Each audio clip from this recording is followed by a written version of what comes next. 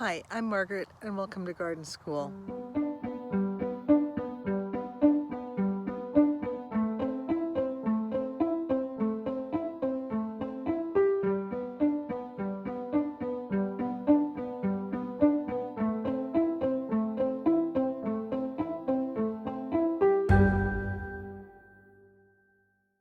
I'm up at the pea patch again today, and it's a little bit cooler day for a change.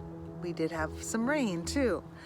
And so I have an empty spot where my peas have been harvested, and I'm thinking it's time to add some nutrients into that area.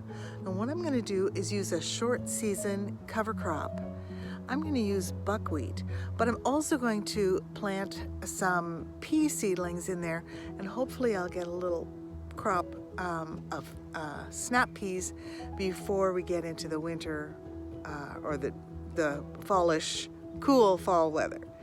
If not, those peas will still provide some nutrients into the soil by fixing nitrogen. Now we're going to talk about that process another time, but right now I'm going to talk about buckwheat.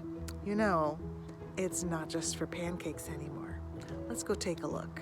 Well, this is the area that I had cleared out my pea crop that had done really well. I still have some bush beans that are growing there. I'm going to let those stay because there's still some blossoms and they're going to set fruit still.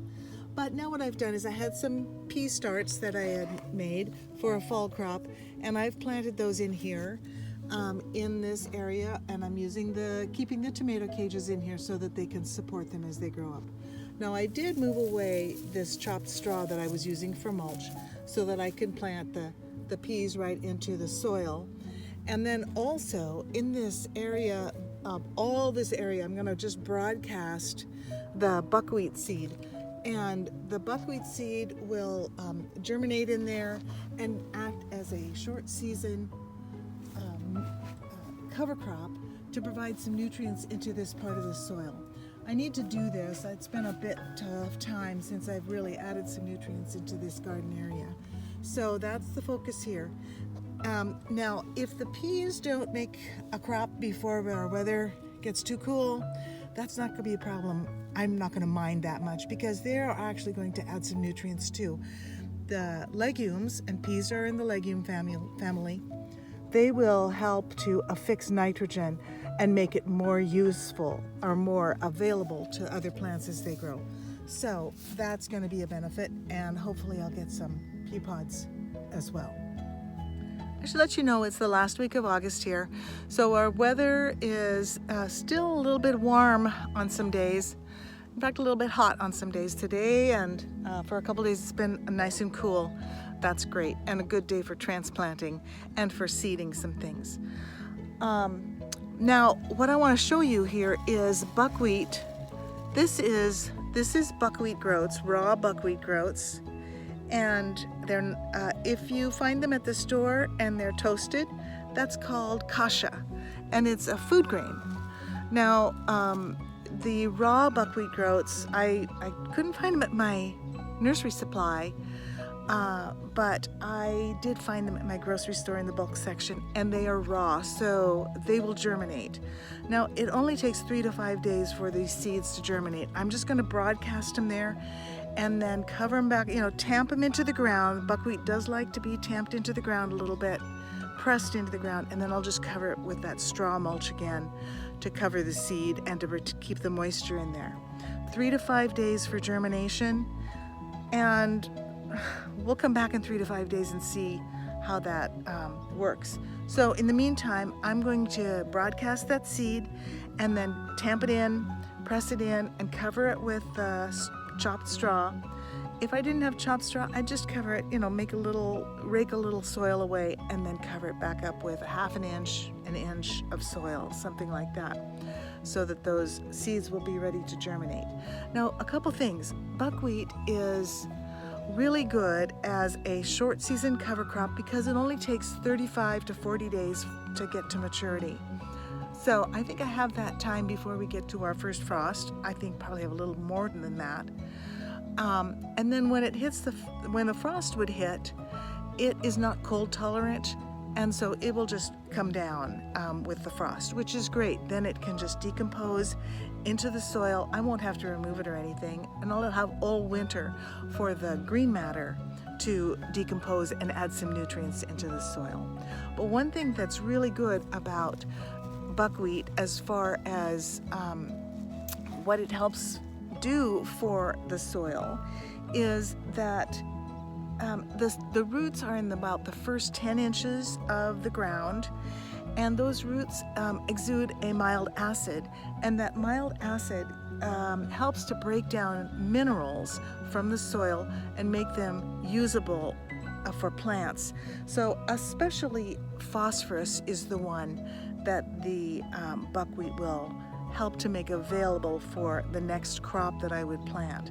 Now, when you look at a fertilizer package, you'll see N, P, and K. That's nitrogen, phosphorus, and potassium. And this is phosphorus that we're talking about. Phosphorus is really important in how a plant produces energy during photosynthesis. During photosynthesis, the end result for the plant is to produce a molecule called ATP. That's adenine triphosphate, and that's the little energy bundle that the plant uses. So as buckwheat plant will grow and the roots will help to accumulate the phosphorus that's in a mineral form in the soil, it'll go into that buckwheat plant. And then as the buckwheat plant degrades during frost, after frost, and during the wintertime, that available kind of phosphate will go into the soil and then be available for the next crop that I plant, probably in the spring, so that there will be phosphorus available for that photosynthesis process that will happen. Well, I'll go ahead and sow the buckwheat, and then we'll take a little look and talk a little bit more.